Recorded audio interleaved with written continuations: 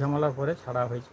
এটা rape case, যে এখানে মানুষ জঙ্গল গেলে কাপড় চোপড় বডিতে থাকবে, যেরকম পরে থাকে, যদি স্বাভাবিক মৃত্যু হয় অস্বাভাবিক যাই হোক, কিন্তু একদম কাপড় চোপড় পুরো শরীর থেকে খুলে সাইডে পড়ে আছে।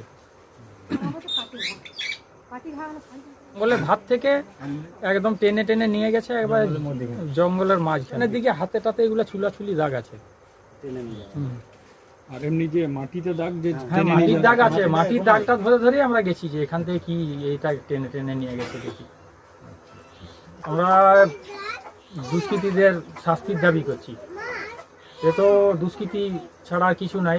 যে মানুষ মারা যাবে স্বাভাবিক কিংবা যাই হোক স্ট্রোক ফোক করে যাই হোক মারা গেলে তো সে তো সেখানেই পড়ে থাকবে, শরীর থেকে তার কাপড় টাপড় খুলে যাবে না। থানায় কি কমপ্লেন করে? থানায় কমপ্লেন করতে গেছে। হ্যাঁ, কালকে এমনি সিভিক দিকে জানিয়েছিলাম রাত্রেতে, আজকে পুলিশ এসেছিল, এসে আসে পরেতে সব খুঁজাখুঁজি করে পেয়েছি।